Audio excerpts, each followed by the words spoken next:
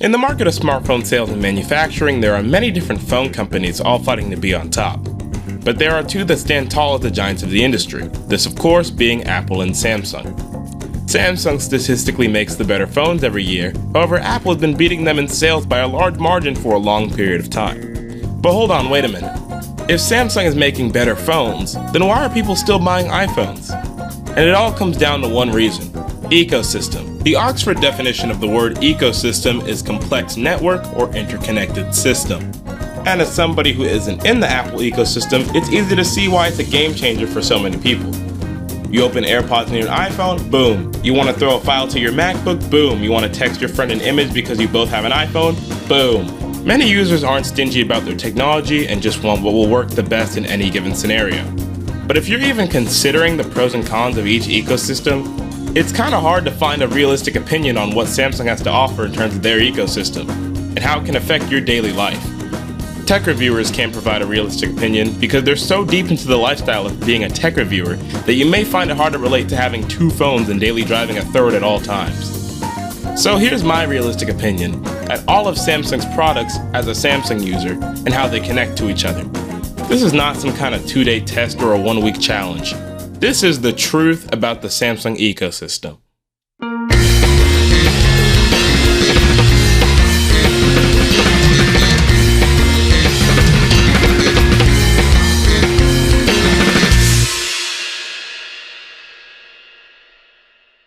Jeez, that intro is almost as long as last time.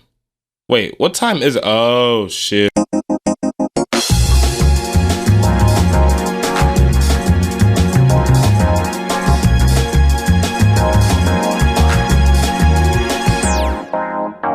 Alright, so let's start off with the Samsung Galaxy Watch. In the past, I've had a pre-owned Samsung Galaxy Watch 4 Classic, and as of December 2023, the Samsung Galaxy Watch 6 Classic I've owned for 6 months. And I've gotta say, this has gotta be my favorite smartwatch of all time. But let's dial it back for a second and ask an important question. Was it really that much of a huge improvement? The 6 Classic obviously has the better processor, leading to performance being really snappy. Using Google Assistant, all the requests are managed on board with Wi-Fi and not through your phone, making response times even faster than ever. Set a timer for 10 minutes. 10 minutes.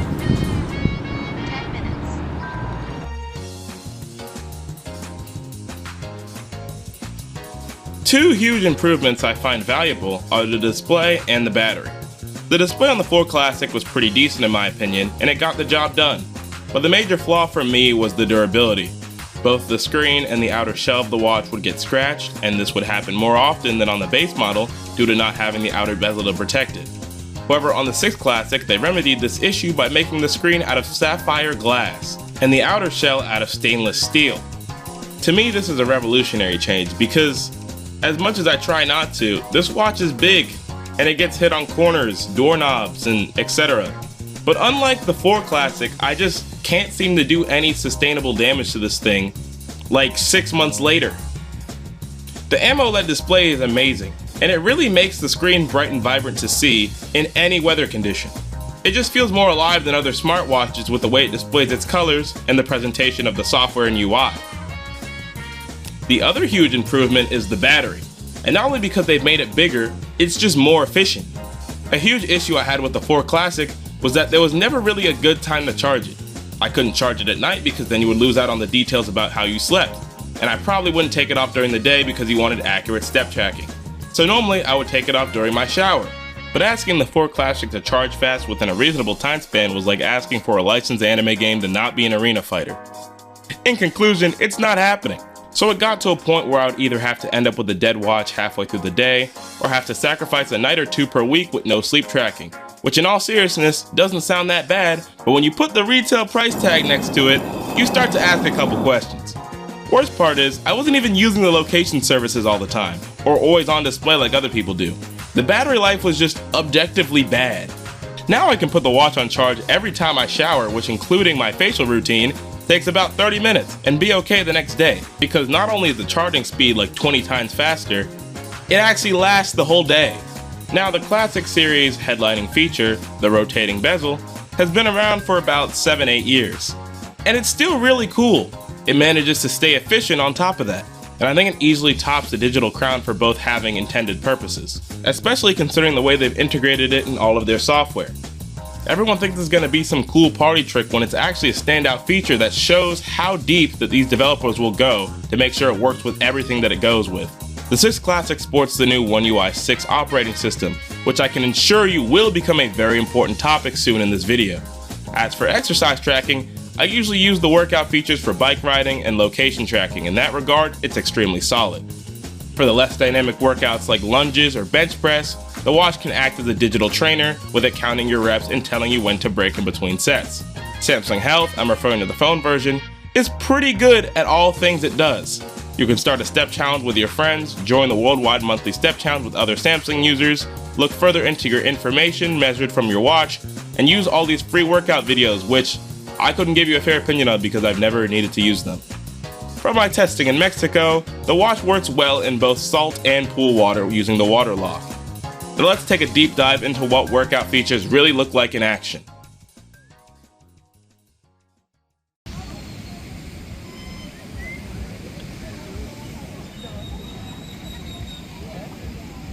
Also, I need to test super steady mode, so this is no super steady mode. I'm gonna turn on super steady mode real quick. This is with super steady mode. It's like a little bit, what's it called? It's a little bit laggier, I think. But like maybe with the post-processing it'll fix it. I'm gonna just wave around a little bit.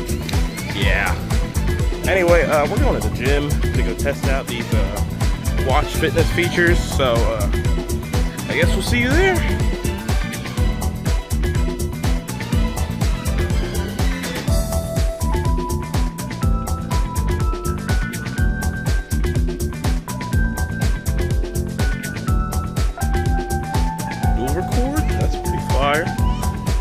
Yeah, that's pretty sick. Maybe it's for a live stream or two, but I'm not really sure. Anyway, oh, that's Iguana. That's pretty cool. Anyway, the gym now. Here's another feature. It will start auto-recording the workout. So like for example, I walked all the way over here. And it's just recording it as we speak. It's gonna stop soon because I'm like, at my location. But yeah, that's pretty cool. There it says walking finish. It shows my full workout when I'm done. That's pretty cool. Anyway, here we're at the gym. About to set up my workout here. Just give me a minute. Alright, so here we are. I'm trying to get the right angle because, I'm not a gym YouTuber. I'm going to just show you some footage of the watch real quick. When I get this set up on the tripod. Alright, so we're in position to go under. It's going to recognize that I'm here in a second. Oh, so recognize I'm here, it says set 2. Going to the lift off.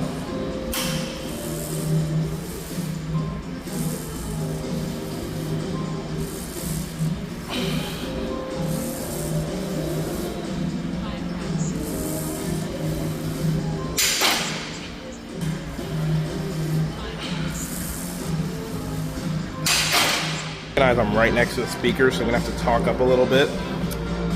Hopefully this camera's straight. Anyway, this is the pull-up rack. I'm gonna go back to the right here.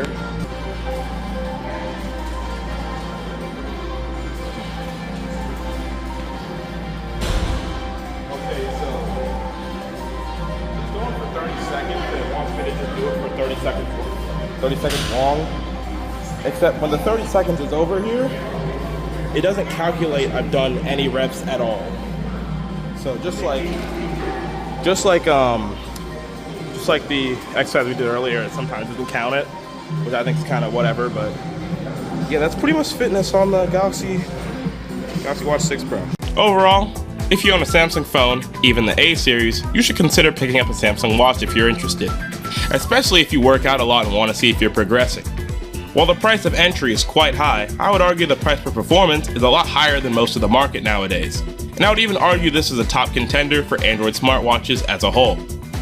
The Samsung Galaxy Watch 6 Classic gets a 8.9 out of 10 and a recommendation from me. I have my gripes with it, with some of the changes to One UI 6 being this really annoying one where the music tab is supposed to be playing when you're playing music, but then it just either thinks that you're always listening to music or never listening to music, which is really annoying considering how it worked perfectly on 5.1. But this watch stands out to surprise me every single day with just how well it works. And I can see that being a very good selling point for the alternative to an Apple Watch, especially if you're considering the price if you're switching ecosystems, because like, damn!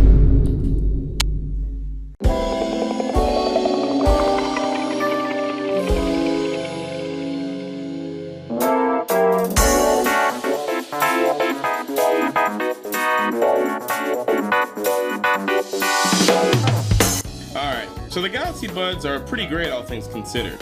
They have really solid sound quality, a good battery life, a solid microphone, wireless charging, and they're just integrated into the Samsung ecosystem pretty well. For example, when I'm working out with headphones on, even though I'm not directly connected to the watch, the audio guide for the workout over the watch will still play over my earbuds, which are connected to my phone. I never thought earbuds could compare with over-ears as your main headphones, but here I'm really seeing the argument. The noise cancelling itself is really good. If you're in a room and they're playing ambient jazz upon switching it to noise cancelling, you're definitely not going to be hearing any of that. For Samsung phones and other devices, they're an amazing option to have if you just want to listen to music, or if your friend sends you a video and you don't feel like being a menace to society. Everybody seen the video, Sonny? No, let me check.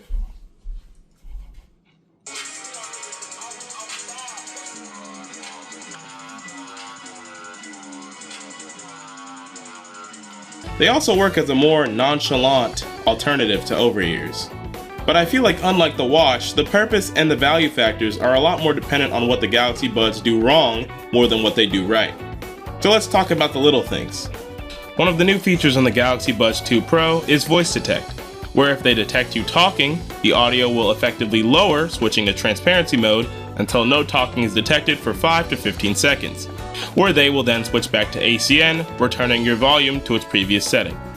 This feature has actually improved quite a bit with updates and the use of AI in One UI 6 to the point where it's alright sometimes. You gotta say a few words before it kicks in sometimes, and sometimes it just doesn't kick in at all and you look really stupid. Moral of the story is, you're probably gonna end up pausing your music anyway. Overall, it's a good step in the right direction. I will give Samsung props for making the feature better over time, even though the product itself released a while ago. Other than that, the battery life is very solid, touch controls are very responsive, build quality is really good on the actual buds themselves and the case. A design flaw though is not having a wingtip on this kind of design. It can lead to, with a little bit of wind resistance, falling out of your ear, which can lead to scratches on the actual buds, which can rub off, which is nice, but just a little factoid there.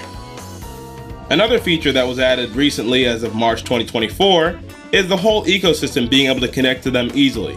Ideally, you're supposed to be able to flip between your Galaxy Book and your phone pretty easily. I can't lie, the feature was rough at first, but a couple of updates later in July, they finally found a solution to make them work. Essentially, if you have both your laptop and your phone up, your buds will connect to both after about a minute of being connected to the first device. Then, whichever device acts for audio first will stay connected to the device until the audio either ends, or the other device plays audio which will pause the former. I do think there's a strong argument for improvements needing to be made before the next flagship hits the market, and that's relating to the ecosystem and the performance, mainly on the former though. One thing I could see them improving is the Smart Things Find app. Don't get me wrong, it works. I love the feature if they tell you that you've left them behind, but you can't really get a concurrent location because they don't have hardware that would support that, like a smart tag, or more importantly, AirPod Pros. So, funny story.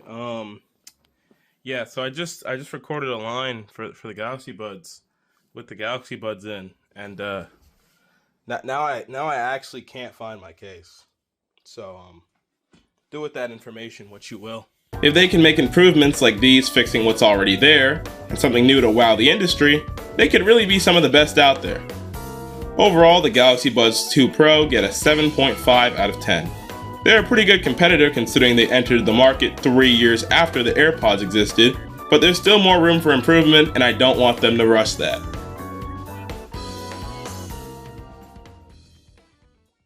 If you are enjoying the video so far, please go ahead and consider subscribing. It helps out the channel and me to make these videos.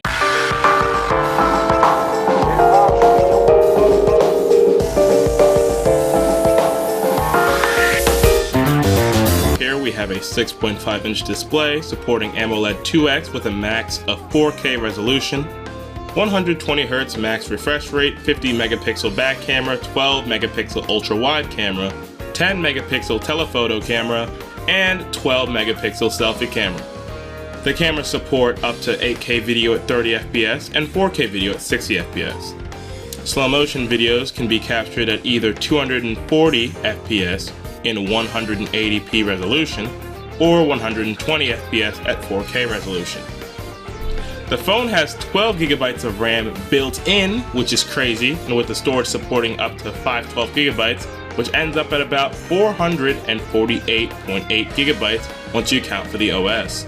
Which is honestly crazy that they tell you that on the website, considering a certain company would rather lie to you about it. Virtual SIM is supported, which can make physical SIM cards into a digital one. Dual SIM is also supported, commonly used for work SIM cards or an alternative one for vacations in countries you don't live in. Type-C port, of course, being 3.2, which you can see pretty quick transfer speeds at. Bluetooth 5.3, ultra-wideband, NFC, and last but not least, a 4,900 mAh battery to top it all off. All coming in at about $1,000. My previous phone was a Galaxy S21 Plus, so let's ask the question. Was it an upgrade? Absolutely. Why? It's mainly due to its... This phone has a lot of features, which have either been improved from the previous iteration or added due to the new AI components. So we will be talking about the most important ones. This phone comes strapped with One UI 6, which is a huge update to One UI 5 in almost all aspects. A huge addition to that feature list are the modes, which you can place your phone in during different situations of your day-to-day activities. The presets consist of work, sleep, relax, driving, and exercise, in addition to making your own custom one. I use work every day for school, so it starts 10 minutes before class, which is when I would normally arrive.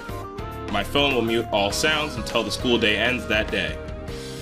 The most important one that I use is driving mode, which once connected to the Bluetooth adapter in my car, turns on Do Not Disturb outside of a couple exceptions, keeps my phone unlocked, changes my screen time out to 10 minutes, turns on Always On display, and there's a really popular command which you can set to start playing a selected playlist on Spotify or whichever music service you use, which I actually don't use, but it's very popular, so I thought I'd mention it.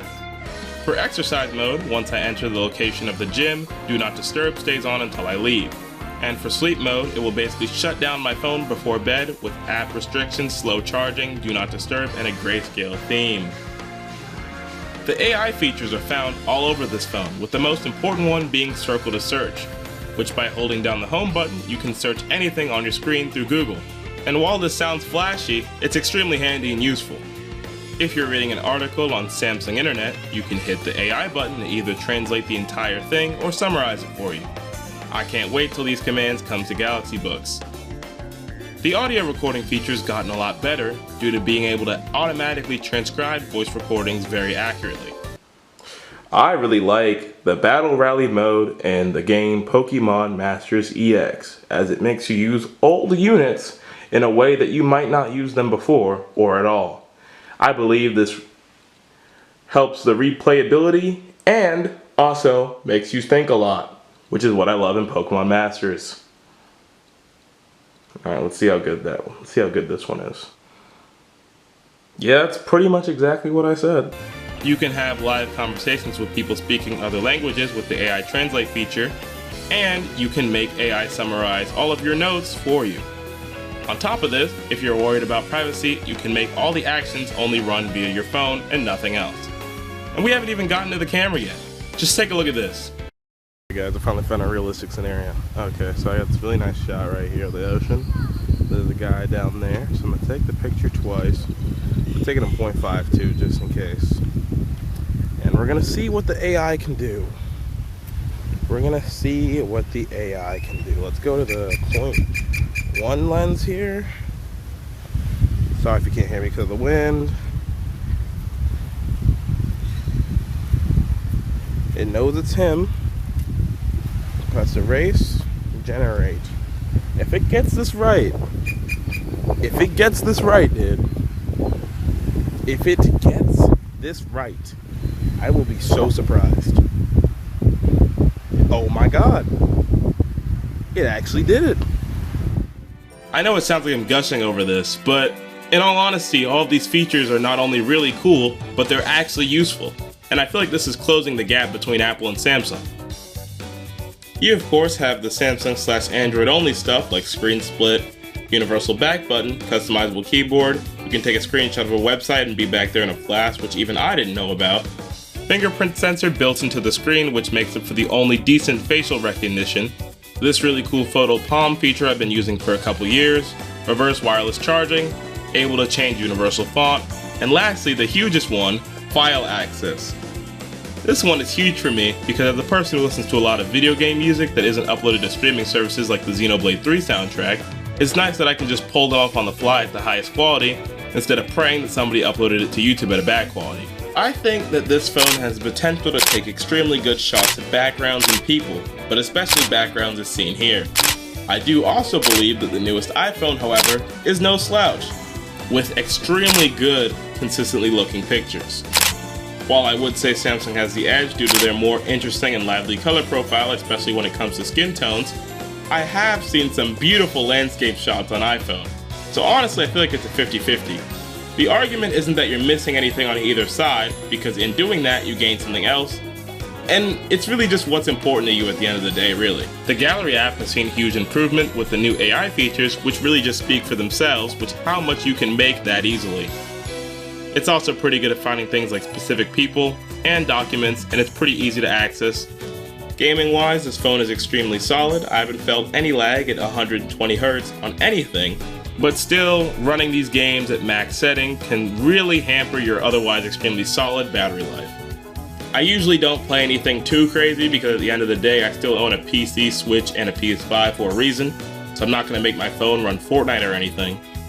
All the games that I tried at max settings are Dragon Ball Legends, Rocket League Sideswipe, and this really cool one called Pokemon Masters EX. You might have heard of it once. For the apps, originally I was going to do a lightning round for every proprietary app, but I realized it's not really productive, so I'll just do the ones that stick out.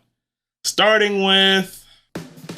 the Calendar app has a lot of BASS customization for a calendar app, and it's pretty nice. You can also sync all of your other account calendars, which is probably the best feature here. The Contacts app does its job pretty well, but here's the problem. You can make your contact a QR code, which you can just send to people or they can scan it and puts them into your phone automatically. And it's a really cool feature. It's just that nobody knows its existence, so how are we supposed to use it? Digital well-being is the Samsung screen time equivalent. It does its job well, managing all your time and your apps and how many times you've opened them. And the screen time goals and managers are really cool. But I like the little counters at the bottom showing how many times you use your phone while driving and loud listening time. This can be very important. I don't know how much of this is the app's fault or the actual product's fault, but every time I tell the Find My app to look for my earbuds, it like acts like my earbuds are in Alaska, it needs to tap into the mainframe and go get their location, when half the time it's literally just in your bag and it would take you less time than the machine for you to find it. And you're trying to tell me that AirPods have an arrow and we gotta wait 5 minutes for a bad Dragon Ball radio? Are you serious? QuickShare is the AirDrop equivalent. Here's my thing. With QuickShare, it works like 90% of the time, even with non-Samsung devices like my main PC, after installing 2 drivers, which is a huge plus. But my main thing is that most of the time, when I want to QuickShare something to someone I don't have in my contacts, for hence why I do it in the first place, I think it'd be ideal if you could just switch the targets to everyone in the actual menu. To end on a positive note, I like how it shows up in the menu automatically. Samsung Wallet and Pass work about as well as their Apple counterparts, so you're not missing anything. Google Pay still is an option if you want more membership diversity in your wallet. And also, please update the boarding pass companies to more than 5. This would be such a good feature. I really try to take my time with this portion of the script because when you're reviewing a phone, it's really hard to focus on the flaws because ultimately they just become a way of life after the initial complaining. But in conclusion, the Galaxy 24 Plus is just an awesome phone. It's sleek with the titanium finish, and there's just so many features here I legitimately would feel strange without. Like, how is it 2024 and Apple still does not have a close all button on the apps view? There's just so many little things about this phone that have so much life to it, like the Android minigame in the settings. I can tell the team behind this software is really trying, and they really enjoy what they do. Honestly, I think it's a privilege to have a phone like this with so much life behind it, and it only gets better with updates over time, when the experimental things become polished. I'm giving the S24 Plus a 9.5 out of 10. This is overall my favorite smartphone I've ever seen, and you really can't go wrong with this, the base model S24, or even the Ultra model. Yes, it's real. Samsung made a laptop.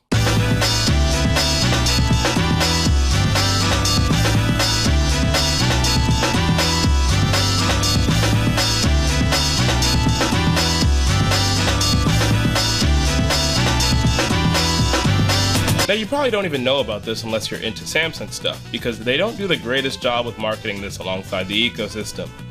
Every time they do that Samsung logo shot with the watch and the buds, it's surprisingly not there. But yes, Samsung makes other laptops outside of Chromebooks, and if you were thinking of buying one, well, strap in, we're going deep. The Book 3 Pro 360, crazy name by the way, is the highest end model behind the Ultra, which is different because it has a GPU built in, unlike the Pro 360, which keeps it out to maintain the sleek profile. The 16-inch screen is supported up to a 3K resolution at a highest refresh rate of 120Hz and 500 nits brightness in HDR mode. 16GB of RAM, 1TB of storage, Intel i7 processor, Bluetooth 5.1, Wi-Fi 6E supported, a SIM card slot supported, we have an HDMI 1.4 slot and 2 Thunderbolt Type-C slots on the left. On the right is a USB Type-A slot, an audio jack, and a micro SD card slot. All weighing in at 3.4 pounds, this model launched at a whopping $1,699 retail. On board we have Windows 11, which I'm actually a pretty big fan of. It looks nice, works well, and is overall just a good step up from Windows 10. I'm still not going to upgrade on my main PC, but I'll give it some credit. Other new additions here is Copilot, which I actually like a lot because it's basically just a Microsoft built-in ChatGPT on the fly. Is it better than ChatGPT 4.0? Oh, most definitely not. But it's somewhere in the middle of 3.5 and 4. My only problem with it is that using the built-in extension, which I'm assuming they want to use, is infinitely slower than not only using ChatGPT on a web browser, but even Copilot through Edge. I mean, it's cool, I just wish it worked faster. Other headlining features are all the Samsung stuff like changing the operation mode, which are optimal, high performance, quiet, and silent. That one actually turns off your fans entirely, docking a bit of performance for a silent laptop. Quick share using your Galaxy Tab as an extra monitor. Shared notes between your phone. Basically everything I talked about in the phone section, it links here somewhere. And if you're really not down for all the Samsung stuff, there's always Microsoft Phone Link. On the topic of performance, this laptop is an absolute unit. Its performance has such a good reputation to the point where I always have it in battery saver because I literally can't tell the difference other than docking the overall screen brightness. Of course, you should still make sure it gets shut off when you're not using it instead of always keeping it in sleep mode because you will see reduced performance.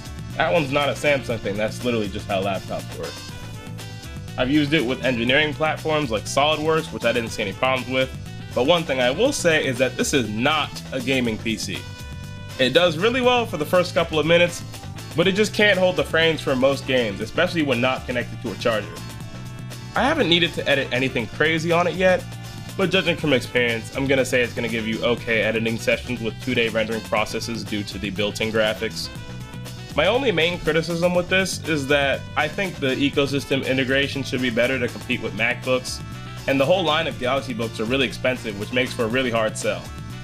I'd say if you're gonna buy one, just buy this one because it's a year older than the new one, and realistically, what are you doing for higher stats than this? Other main criticisms are there's no Windows Hello for some reason, the number lock and function lock like to turn off on startup even though they didn't do that like a month ago, and the build quality kinda lets up in like the weirdest places ever. If you can't tell at this point, I'm running out of things to say.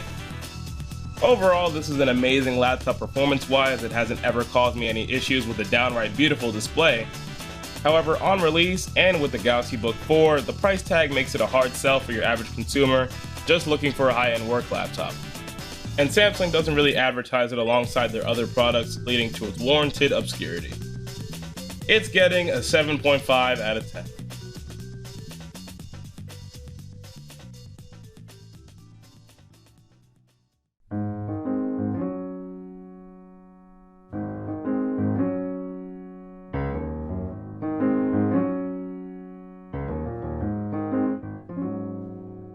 Now to answer the question I always do at the end of all my video essays, why? Or better yet, why did you make this? And the reason is, I love technology. Ever since I was a kid, I was always begging my mom to go on the computer so I could explore the internet, figure out how to run the disk drive, changing batteries and TV remotes, just doing anything I could to find out more about the thing that I loved. I've had a phone for about 7 years now, and because my dad got one, I got an S8. At first I didn't really question why my phone looked different from everyone else's, but it was so cool I honestly didn't even care. Then when I got older, I started seeing more and more about Samsung versus Apple.